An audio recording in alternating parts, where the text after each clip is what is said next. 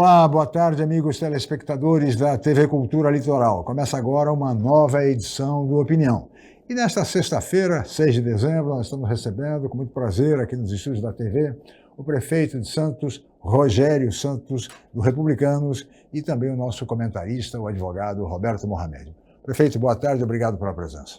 Boa tarde, Chico, boa tarde, Mohamed. Importante a gente estar aqui no Opinião, né? Ainda mais nesse momento que a gente vai começar o verão, momento em que a cidade aumenta o volume de pessoas, os festejos, gira a economia. Então, um prazer estar aqui com vocês logo depois da eleição para a gente poder falar ainda mais sobre Santos. Muito bem, prefeito, vamos falar de temporada de verão, né, Roberto? Vamos falar também da questão policial, seríssima, a questão da segurança. Tem aí a Operação Verão em Santos, enfim. Mas antes disso, nós vamos ver um VT com uma consideração do jornalista Otávio Guedes, da Globo News, a respeito da segurança em São Paulo. Vamos ver, Davidson, por favor. Do fruto que ele plantou. É o chamado bem feito. Por que é o bem feito? Por isso, ele, quando diz "tô nem aí", é a política pública de segurança do "tô nem aí". O problema não é o que o governador Tarcísio fala, é o que o guarda da esquina vai fazer com essa frase. E o guarda da esquina está jogando trabalhador no valão, porque o governador não está nem aí. É isso. Gente, o Brizola, que era governador do Rio e fazia o discurso dos direitos humanos, houve a rebelião na Polícia Militar e as duas maiores chacinas do Rio de Janeiro, Candelária e Vigário, foram sob um governador que tinha um discurso legalista de direitos humanos. Imagina um governador para uma tropa dizendo "não estou nem aí". É apito de cachorro. Muito bem, aí está o VT, as considerações do jornalista Otávio Guedes a respeito do governador Tarcísio Gomes de Freitas, que depois do "tô nem aí", admitiu que errou, inclusive na questão das câmeras corporais. Prefeito, vamos ter agora a Operação Verão. Tivemos no passado uma Operação Verão com um saldo muito grande, lamentável, de mortes, o que fez com que boa parte da mídia nacional considerasse Santos como a cidade mais violenta do estado de São Paulo. E agora vamos ter a Operação Verão, como sempre acontece. Qual é a sua preocupação? O senhor está preocupado com isso? Como é que o senhor pretende conduzir essa questão da Operação Verão em Santos? Olha, como a gente sempre conduziu, exceto o ano passado. A Operação Verão, ela serve às cidades do litoral paulista para assegurar a segurança de um período turístico, onde grande parte da população vem aqui para o litoral e para manter a segurança. O turismo, para a economia do turismo, a segurança é fundamental. Por isso que a gente sempre preza por trabalhar em assuntos referentes à segurança. Muitas vezes a gente toma algumas atitudes que não são tão simpáticas, né? Como foi no fim do ano, há 2 anos que a gente fez algumas restrições ao comércio ali na parte da orla, justamente para ter uma estratégia de segurança, garantir que o espetáculo do Réveillon, que é 1 milhão de pessoas, é muita responsabilidade ali na faixa da areia, ocorra de uma maneira mais segura, porque é difícil.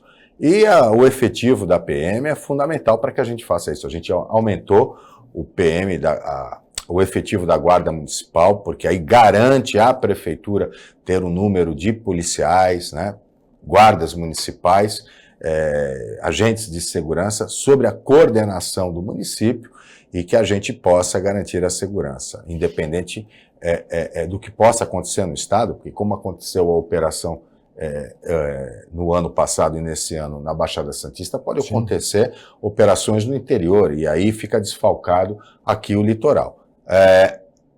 O trabalho junto com a PM é positivo. Ontem tivemos reunião mais uma vez com a Polícia Militar, há uma aproximação sempre, né? A base que a gente faz, as bases que a Prefeitura construiu para a PM, os guardas municipais que a gente cede para a Polícia Civil, o trabalho em conjunto dentro do Centro de Controle Operacional, a operação delegada, tudo isso é fundamental. O que a gente espera da Operação Verão em Santos? A segurança, o aumento do efetivo e os outros tipos de operação, primeiro que não podem nem se chamar Operação Verão, deveriam se chamar outra coisa, para que não haja uma confusão no pensamento da população. Sim.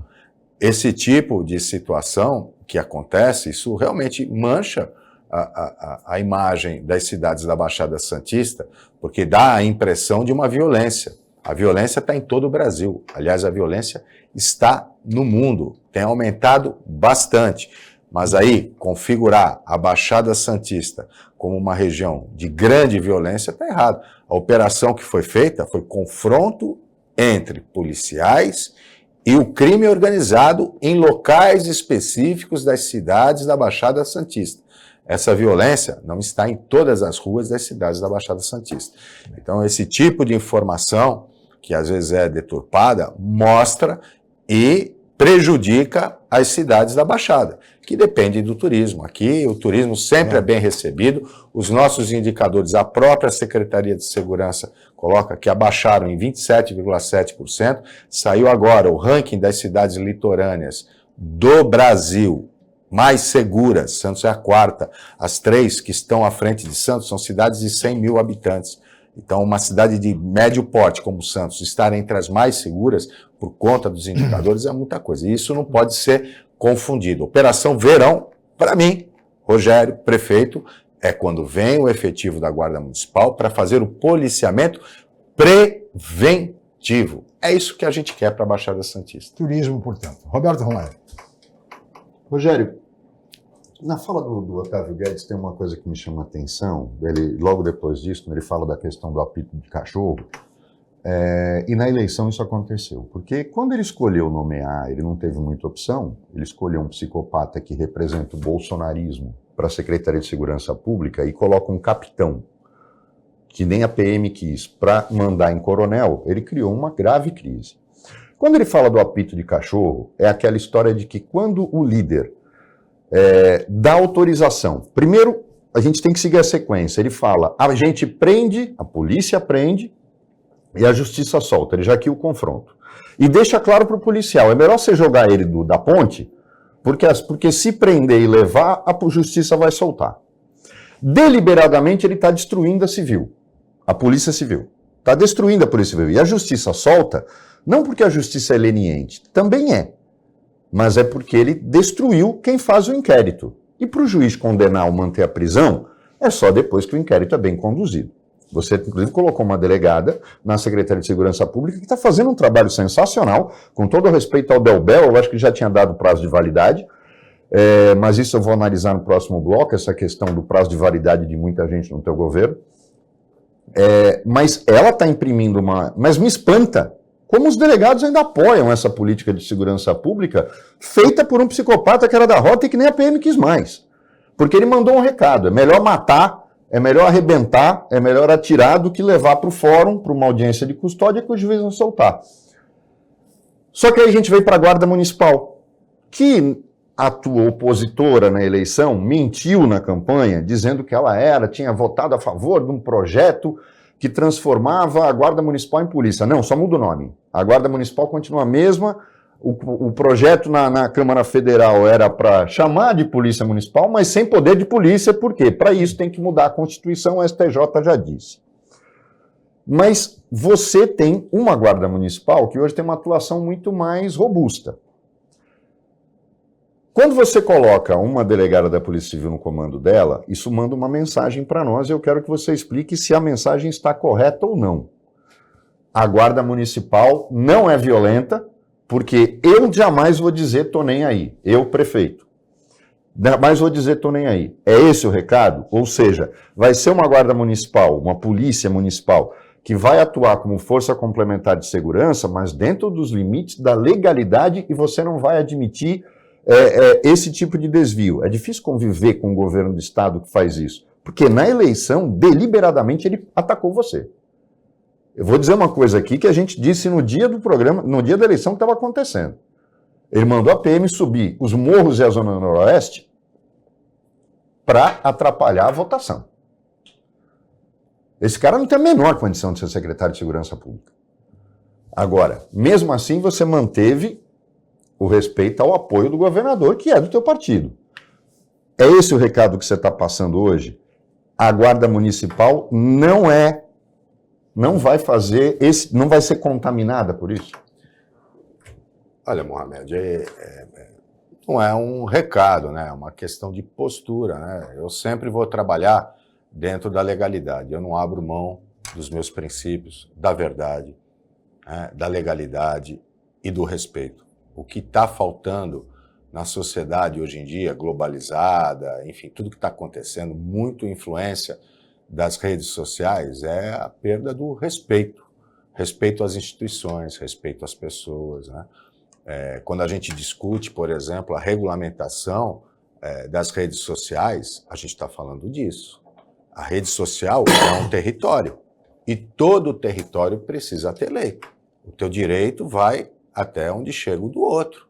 Existem normas, né, de convivência, o ideal, o mundo, se não precisasse de lei, seria ótimo, mas não é assim que funciona.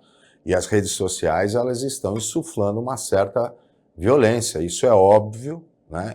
E porque falta uma regulamentação. Os hebreus, quando estavam lá em tumulto, né? Assim fala a Bíblia, Moisés trouxe as tábuas da lei. Ou seja, todo o território tem que ter lei.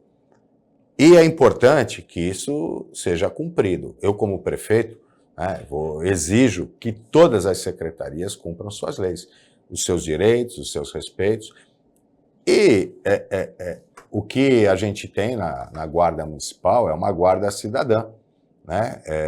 Você vê o histórico da Guarda, mesmo antes da Raquel, né, sob o comando do Delbel, nós fomos exemplo para o Brasil, quando aí uma chamada autoridade vai dar uma carteirada porque não queria cumprir a regra de usar máscara, né? E aí um guarda municipal, né, o Hilário, ele, de uma maneira treinada, de uma maneira educada, né, conversou com a autoridade, né, colocada como autoridade, com todo o respeito, colocou ela no lugar dela. Então, está faltando respeito no país. A crise na segurança, ela vem da base. A falta de ação no Congresso para que se mude as leis ligadas ao crime. Todas, inclusive da execução penal. Hoje ninguém fica preso. Hoje ninguém vai preso. E você vê abusos de todos os lados, né? Alguns casos, quando a gente vê esses relatos de excesso de violência, e não é só no Brasil, a gente viu em Nova York, mas também a gente vê a falta de respeito. Várias vezes, ali, por exemplo, no Quebra-Mar, alguns jovens vão lá, usam e abusam do parque, e eu já vi a polícia militar chegar junto com a guarda e esses jovens irem para o confronto, para agredir o policial.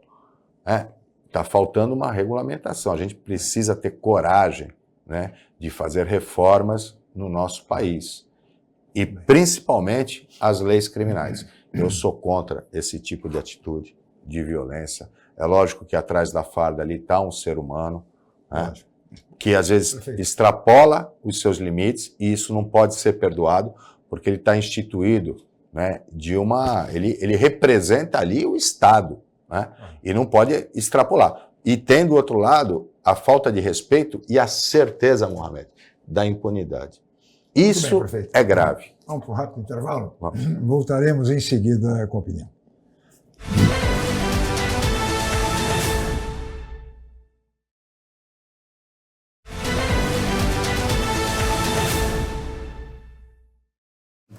Muito bem, estamos de volta com a opinião desta sexta-feira, 6 de dezembro, e hoje recebendo o prefeito Rogério Santos, prefeito de Santos. E daqui a 20 dias, prefeito, o senhor vai tomar posse para o seu segundo mandato.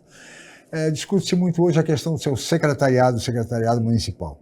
Os secretários vão permanecer ou o senhor vai promover mudanças, prefeito? Haverá mudanças, as mudanças elas são necessárias, né? Eu sempre... Quem é que sai? Ainda não decidido, né? Não, tem coisas assim, Chico, Mohamed, que a gente tem o tempo certo, né? O governo já está em andamento, a gente já tem conversado com alguns secretários, né? E é importante, a renovação faz parte, até porque é uma nova fase. A gente cumpriu nos 4 anos ainda em exercício aquilo que a gente se comprometeu, entregando tudo aquilo como prioridade.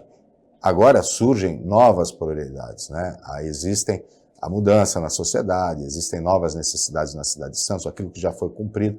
Então, é sim necessário que a gente faça mudanças e eu sempre busco o equilíbrio. Você ter pessoas experientes, né, com experiência, conhecimento, que vão passar os seus conhecimentos às pessoas mais novas, e aí você prepara novas lideranças, novos gestores públicos. Isso tudo tem que ser feito com bastante cuidado para que aquilo que foi comprometido, que é o principal, né? O Rogério foi eleito. Sim, mas o mais importante é o compromisso que eu firmei com a cidade, não o meu nome. Aquilo que eu propus no plano de governo, e eu tinha plano de governo, né? Vamos falar bem claramente. Então, aquilo que eu me comprometi é o principal, não o nome do Rogério.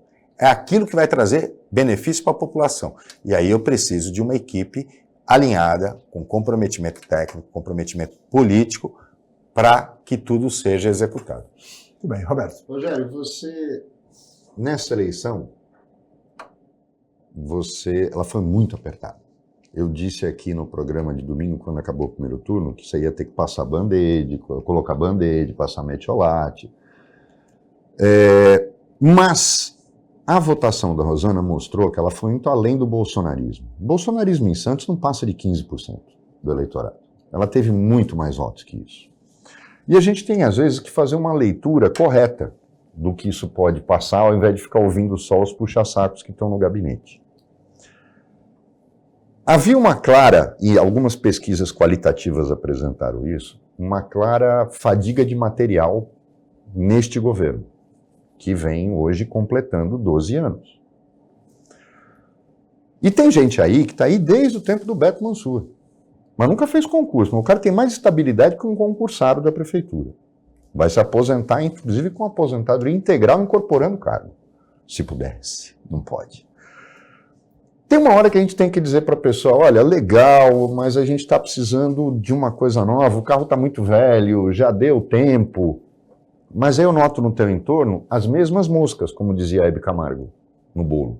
Só que é um bolo novo, e é teu segundo mandato. O segundo mandato é aquele que a gente acredita que vem acompanhado de um pouco mais de independência e identidade do titular. Ele não é mais o candidato do ex-prefeito, agora ele é o candidato dele. Embora na sua campanha o apoio do Paulo tenha sido essencial. O que eu quero saber é o seguinte: você tem uma característica que um monte de gente, inclusive no teu entorno, diz que você não é político, porque você é um cara muito coração. E eu acho que essa é a tua maior qualidade, para ser político. Eu conheci poucas pessoas honradas como você na política.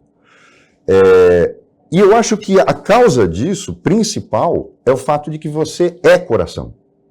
E todo mundo dizia que isso é ruim para um político, eu acho que é a tua maior qualidade. Mas aí vem um problema, o coração faz a gente achar que deve coisas para quem não deve absolutamente nada. E a gente vê um monte de gente que não tem densidade eleitoral nenhuma, ocupando cargos há 20, 30 anos, e que não significa absolutamente nada para eleitor nenhum. A gente pode esperar no Rogério II um Rogério diferente e capaz de, mantendo esta qualidade dele, que alguns chamam de defeito. Os vagabundos acham que é defeito. Quem é decente admira esse lado seu. Mas a gente vai ter um Rogério colocando mais a cara dele e menos a cara de grupo, mas colocando mais a cara dele no secretariado, porque eu não acho que você está preocupado com o futuro político. Eu acho que você está preocupado em deixar um legado. Estou errado? Mohamed, em parte, né? É uma avaliação. Realmente eu sou, como diz aí, coração, sou sentimental demais, né? Mas a minha emoção, o que fala mais alto, é a emoção de uma pessoa quando recebe uma casa própria. É uma pessoa quando consegue, depois de muito tempo, uma cirurgia. A emoção de ver uma mãe que consegue uma vaga ou a possibilidade de uma criança portador, né, com deficiência, né, um programa especial, a clínica escola, ou atendimento domiciliar. Essa emoção é a que vale, para mim, acima de qualquer coisa, né?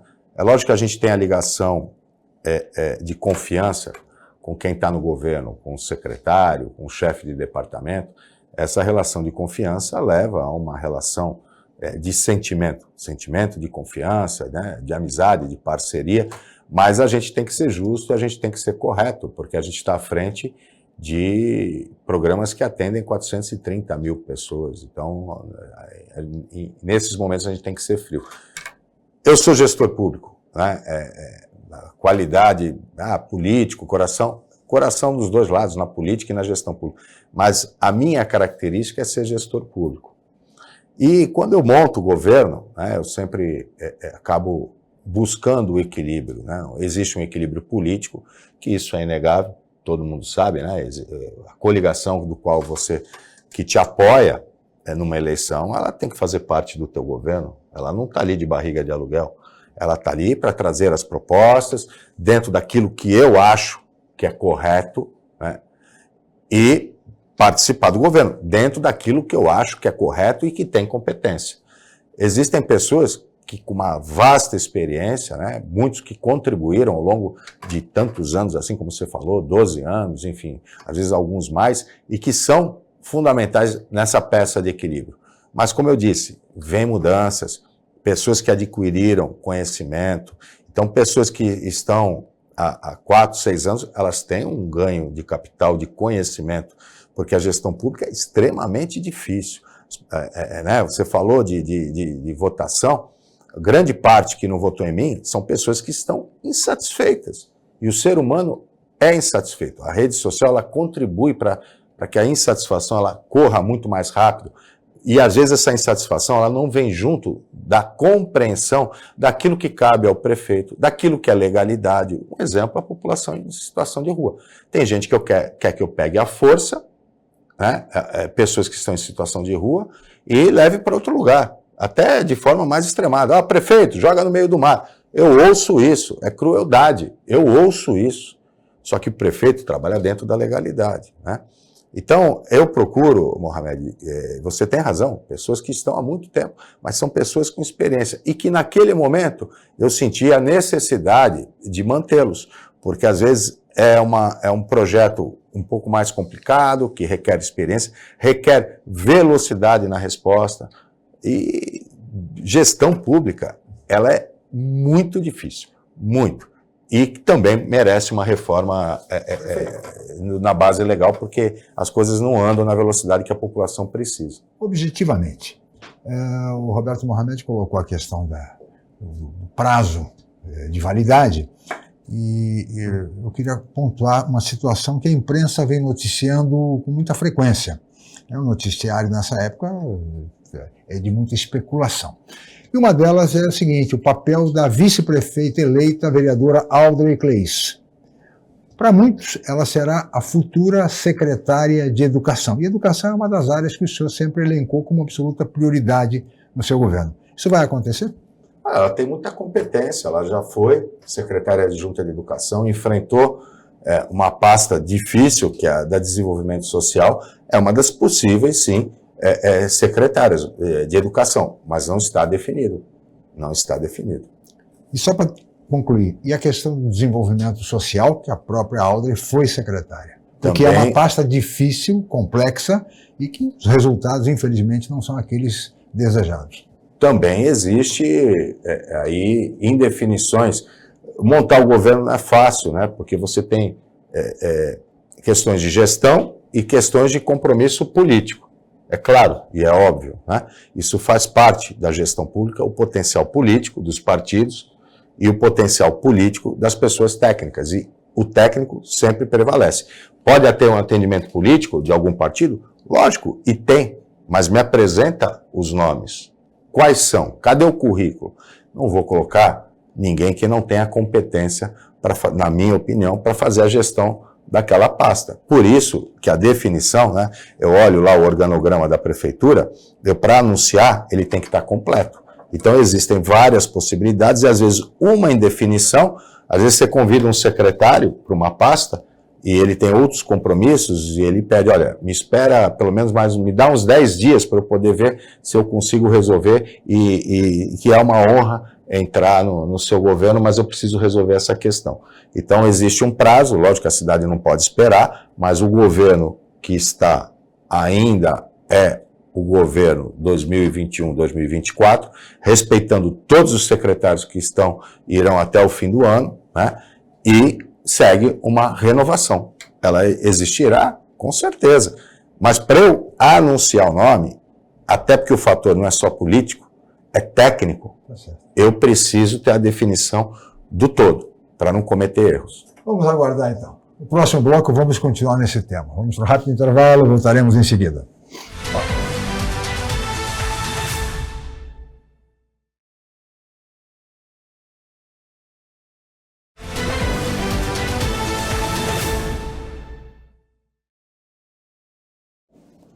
Muito bem, estamos de volta com a opinião que recebe hoje, nesta sexta-feira, 6 de dezembro, o prefeito de Santos, Rogério Santos, e o advogado e comentarista do programa, Roberto Mohamed. Roberto, por favor. Rogério, nós tivemos 2 programas essa semana, um com o Fábio Ferraz na terça-feira e um com o Arnaldo Haddad na quarta, falando sobre o mesmo assunto. Por irresponsabilidade de uma sequência de governos iniciada no governo Beto Mansur, Santos se tornou a cidade mais verticalizada do Brasil. É uma ilha e tal, mas se tornou, e aí vem uma preocupação. Numa rua onde tinha uma casa ou 3 casas, eram 3 famílias, vão construir prédios de 40 andares, num terreno arenoso, que tem problemas. O número de famílias implica consumo de água, consumo de esgoto, consumo de luz, trânsito, mobilidade urbana, transporte coletivo, limpeza pública, produção de lixo, e parece que ninguém se preocupa com isso. A ponta da praia vai passar por um processo de verticalização da noite para o dia, e eu alertei o Papa, na época, de que era irresponsabilidade o que se fazia, porque a gente olha para algumas cidades e você não passa de 20 andares na orla da praia. Santos virou casa da mãe Joana. Paralelo a isso, fica se falando do centro o tempo todo. E para mim, construção civil não é desenvolvimento. Desenvolvimento é o dia que você fala assim, a Intel vai montar uma fábrica aqui, nós vamos ter porto indústria e tal. Isso para mim é desenvolvimento. Construir prédio não é, só é para o construtor, que quase todo construtor faz xixi de porta aberta nas prefeituras da região, ou no Brasil inteiro. Mas o principal. Aí quando vem o centro, não, o centro vai virar habitação, tal, porque mataram o Alegra Centro. Foi o Paulo Alexandre Barbosa que matou o Alegra Centro. Neste programa, 4 anos atrás, você fez uma promessa e não cumpriu, que era da revisão dos tombamentos exagerados, absurdos e despropositais, que confundiam, como disse Fábio Ferraz aqui, o antigo com o histórico.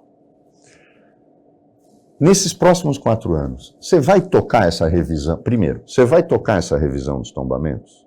Segundo, você vai ter capacidade política de mexer nessa política de construção que vai transformar Santos numa cidade impossível de se viver e não é possível que ninguém consiga enxergar isso? Mohamed, em relação aos tombamentos, a gente avançou bastante. A gente mudou muitos critérios. Antes não podia se mexer no telhado do jeito que hoje se mexe. Antes você não podia transformar janelas em vitrine. Hoje você pode. Abertura de portas de maneira diferente, até para atender questões de segurança. Mas eu confesso que ainda tudo isso é muito tímido.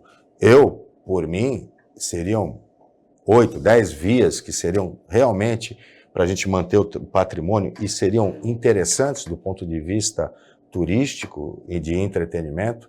Eu sou o prefeito que mais investiu no centro. Ontem, a abertura, mais uma vez, do Natal Criativo, as crianças, resgatar aquilo que a gente tinha, que a nossa geração de vir com o pai e com a mãe no centro, e apresentar o centro para as pessoas mais jovens. O centro está dando respostas, o VLT é fundamental, a habitação, projeto habitacional que tem ali no Valongo, privado, 1.080 unidades, com piscina, com playground, né, verticalizado. Vou inaugurar, já está pronto, né, agora um empreendimento de 50 unidades para as pessoas que vivem no Cortiço. Então a gente está trazendo o Casa Santista subsídio para movimento de moradia que venha morar no centro. Então são políticas habitacionais que a gente está avançando, e aí eu repito que a lentidão da burocracia, das leis atrapalham muito, E não é fácil ser gestor público. Então a gente trabalhou intensamente para fazer flexibilizações no tombamento, porque eu também não gosto do jeito que está hoje. É absurdo, né? Bom, mesmo assim, existe algumas... tombado mesmo, apenas 20% dos imóveis que estão no centro têm níveis um pouco mais elevados de tombamento. Hoje a gente conseguiu facilitar e muito, né, com essas revisões que a gente está fazendo e tem que continuar. A gente tem que manter o patrimônio, mas o patrimônio se mantém com o uso.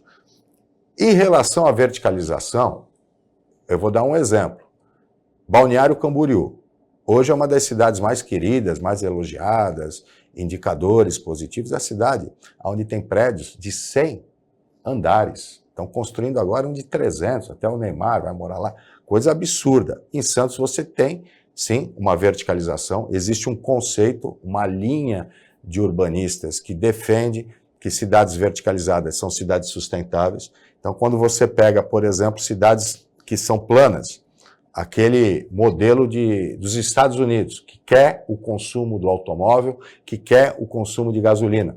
Então as pessoas trabalham no centro e moram na periferia. Aqueles bairros todos horizontais, ótimo, mas espalhados. Bom, você invade a área ambiental, você faz mais asfalto, você precisa de mais rede de energia, mais rede de esgoto, gasto, e cidades compactas, por uma vertente urbanística, é tida como cidades inteligentes.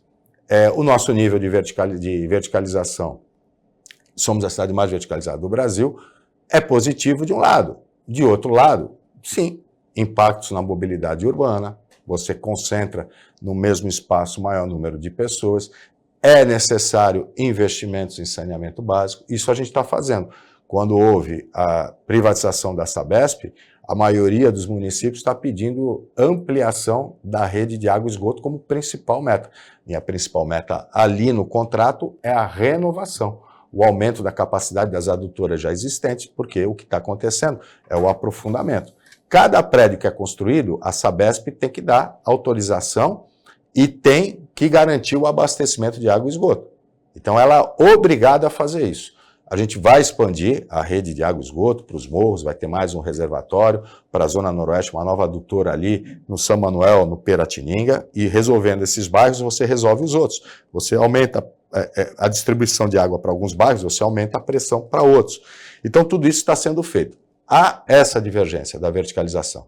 E, ao contrário, por exemplo, em Balneário Camboriú, os estudos que a gente faz, por exemplo, da passagem do sol, os prédios na orla, eles não causam sombra na areia, porque a gente vê o estudo da passagem do sol pela localização geográfica da cidade de Santos. Ao contrário, mas muito pouco, e não chega na faixa de areia. Mas no Balneário Camboriú tiveram que ampliar a areia por conta da sombra. E Balneário Camboriú é dito como exemplo, sai aí, né, reportagens nacionais, olha que bonito, está construindo prédios de quase 1 quilômetro, de 500 quilômetros, eu não acho isso bonito. Mas a construção civil, ela é responsável por 11% da economia da cidade, e nós estamos falando de um país, eu concordo com você, as indústrias, de um país que não tem indústria, um país que perdeu o rumo da industrialização. Com a reforma tributária, eu acredito na reindustrialização do Brasil.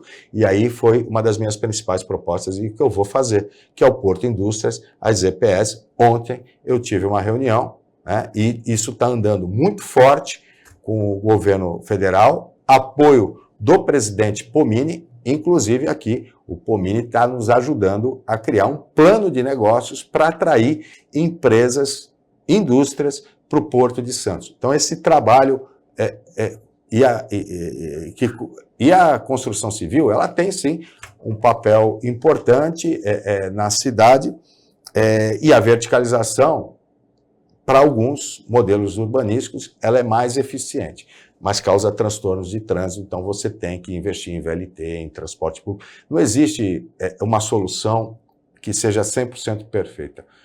Todo remédio tem o efeito colateral. Perfeito. Para não perder a oportunidade, faltam 2 minutos para o intervalo. O senhor falou em ZPS e falou em Porto Indústria, mas isso na área continental?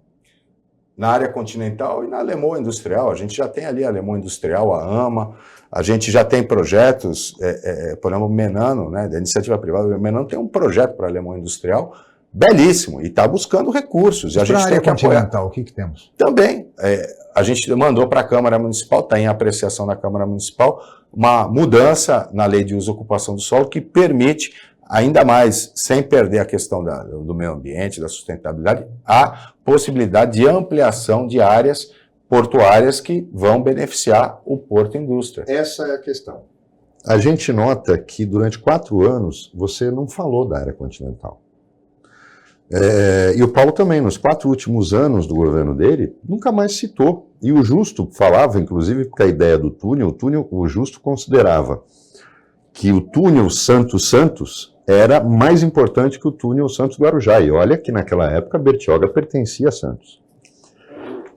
Quem vai para lá e não imagina o que é a área continental, acha que é só Caruaru e Monte Cabrão.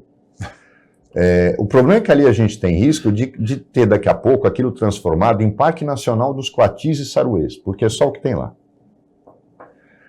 A gente tem que preservar a natureza? Tem, mas você não pode sufocar uma cidade que é uma ilha e que precisa daquilo lá. E o nosso porto pode se tornar um dos maiores portos do mundo, se o conceito de porto-indústria for aplicado. Para isso, eu tenho que recuar a área portuária, porque o porto-indústria é a área secundária de um porto, e não a área primária. A área primária é da exportação, do processamento. Para isso, não precisa mexer? Precisa. E a gente tem uma questão aí, Rogério, que que você vai responder no próximo bloco. Na legislação ambiental, a hierarquia é invertida. É o único tipo de legislação onde a municipal prevalece sobre a estadual e a estadual prevalece sobre a federal. O Constituinte, quando fez isso, não fez à toa. Porque ninguém conhece mais a região que administra do que os prefeitos e as câmaras municipais, por piores que sejam. E eu queria que você falasse sobre o que a gente pode esperar agora, porque sem a área continental, Santos não cresce mais. Vai virar cidade dormitório. E o que você vai fazer de efetivo nesse teu primeiro ano em relação à Câmara Municipal para mudar essa lei, sabendo que vai enfrentar o Ministério Público, mas para que a gente possa crescer? Prefeito, pedir sua licença, vamos para o intervalo, o senhor responde no próximo bloco.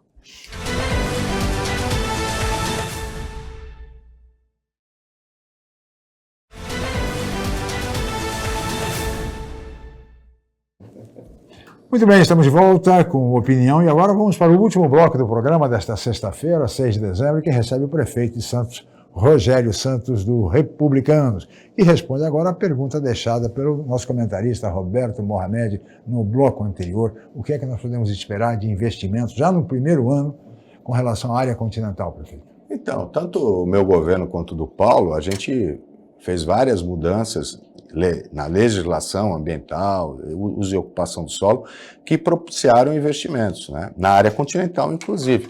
Como são investimentos privados, a gente acaba não transformando isso em notícia. A notícia é do investimento privado, mas eu vou dar bons exemplos. Por exemplo, a Embraport, que começou com o Papa, né, durante o governo Paulo, e hoje é a DPW, ela tem um projeto de expansão que configura, ao meu ver, um porto-indústria.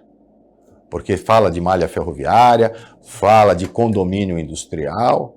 Nós temos a VLI, a mesma coisa. A VLI fez lá a sua ampliação no governo do Paulo. Eu, como secretário de governo, participei desse trabalho em questões legais, de licenciamento, apoiando, porque a prefeitura apoia empreendimentos, e a VLI hoje ela cresceu e está com um projeto de expansão.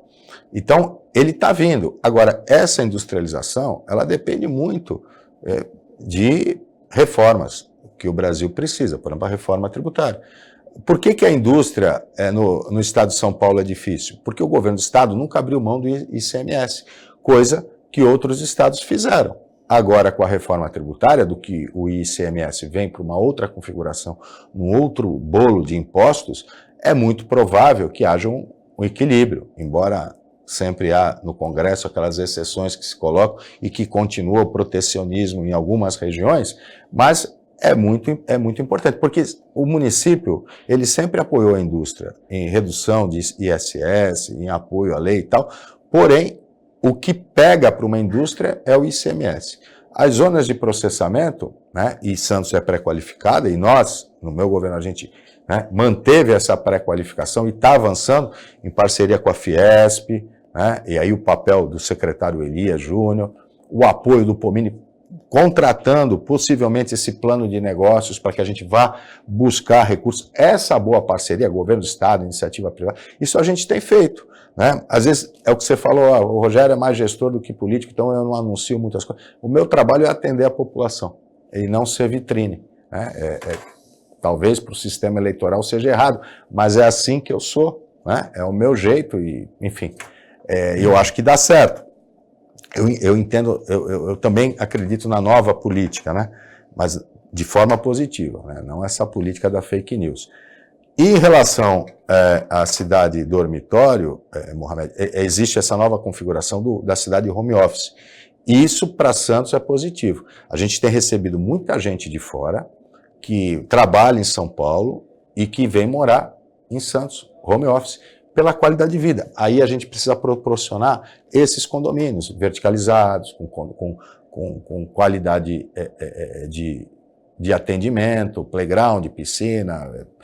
Então, isso acaba acontecendo, porque nós moramos na ilha, né? Então, a menor parte de Santos é a ilha, e não tem área de expansão.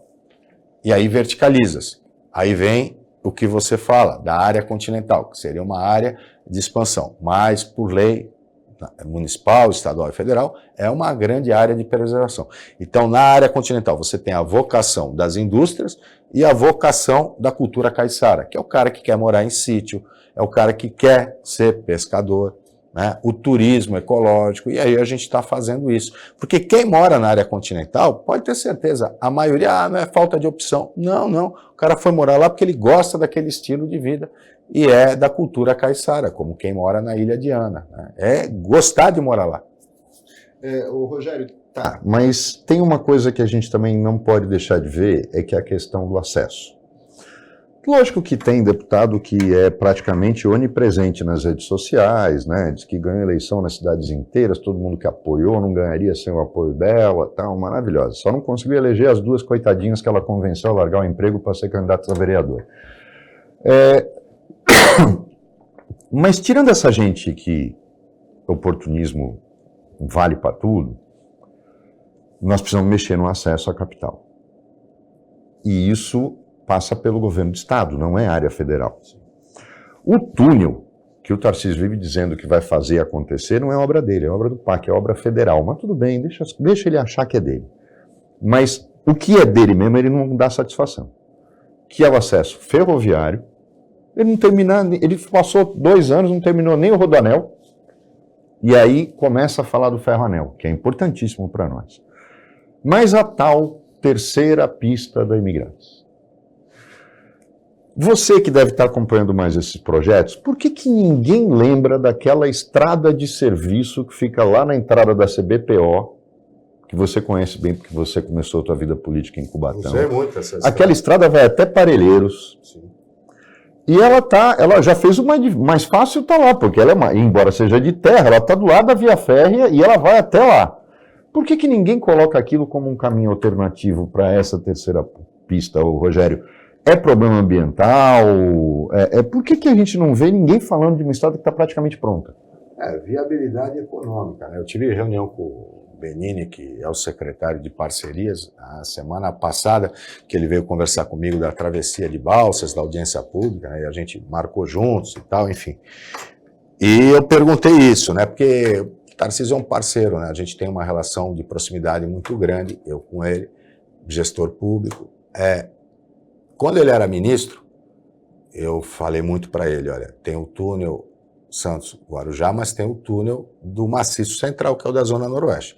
A gente fala da terceira pista da Imigrantes, e aí está guardado meio as 7 chaves lá no governo do estado, aonde é que vai ser? Porque tem a possibilidade daquela que vem do litoral norte, tem a possibilidade da de Parelheiros, que é desde a época do Maluf, né? E existe uma que usa esse trajeto que já existe, da Imigrantes, que seria praticamente de túneis, que tem, essa semana até saiu notícia, que seria exclusiva, talvez para caminhões e ônibus, enfim. Mas o importante, como chegar nos municípios. Não adianta ter estrada e afunilar na cidade. E quando o Tarcísio era ministro, eu falei, o governador, ministro, para o Porto é importante fazer o túnel da Zona Noroeste. Por quê? Todos os automóveis que descem pela Imigrantes têm que pegar a Anchieta na interligação com o Cubatão. Se você faz uma ligação descendo ali por São Vicente, na Augusto Severo, aquela avenida que tem 3 nomes em São Vicente, uma deles é Augusto Severo, sai na Zona Noroeste, né? Na Haroldo de Camargo ali, você segue e tem o túnel já projetado do lado do conjunto dos estivadores. Então, você tira carro da Anchieta e aí você dá espaço para caminhão. Né? E, lógico, e tem que fazer a alça que o governo federal nunca fez. Não é esse governo, já vários. E o Estado e o município fizeram a entrada de Santos. O federal ainda não fez. Isso é fundamental. Então, ele colocou como meta, na desestatização do Porto, que acabou não acontecendo. Depois, conversei com ele, candidato. Como eu fui um dos que foi contra. É meu parceiro, mas não é sempre que a gente concorda. O túnel da Zona Noroeste depois está no plano dele de governo. Eu levei o projeto básico que tem para que fosse desenvolvido pela Secretaria de Infraestrutura e está sendo desenvolvido, inclusive custos e tudo Ainda mais. seria na boca da Rangel Pestana. Poderia ser, está sendo estudado. Né? Então, isso é fundamental. Marapé. Por conta da Sim, é possível. Bairro do Jabaquara, o Marapé, por ali. O projeto que existe original é no Marapé, mas existem outras possibilidades, enfim. E ele é alinhado com o túnel Santos-Guarujá. Na mesma direção, você cria um binário, de repente Carvalho de Mendonça, que aquele trecho do Marapé na Carvalho de Mendonça, que já é comercial, precisa ser impulsionado e o túnel ajudaria bastante, né? E seria mais uma entrada de Santos. Por segurança da ilha de São Vicente e da cidade de Santos, é mais uma entrada. Então isso está sendo verificado, até falei para ele, tenta colocar ou na ampliação da terceira pista da Imigrantes, ou no negócio do túnel Santos-Guarujá, porque há sim uma lógica logística. Então são coisas que a gente vem cobrando, mas não é só cobrando, né? Eu não sou o prefeito que leva ofício, tem muito deputado que leva ofício, eu levo projeto, com orçamento, com viabilidade, com justificativa. Então isso está sendo sim avaliado pelo governador Tarcísio. E eu aguardo a definição do governo do estado para onde vai essa terceira pista. Eu acredito mais nela alinhada nessa pista de serviço que já existe e uma pista Imigrantes praticamente 90% túnel. Prefeito, olha, o senhor sabe, chegamos ao final. Tinha muita pauta extensíssima, mas não tivemos condições de cumpri-la integralmente. E chegamos ao final. Muito obrigado, prefeito, pela sua participação.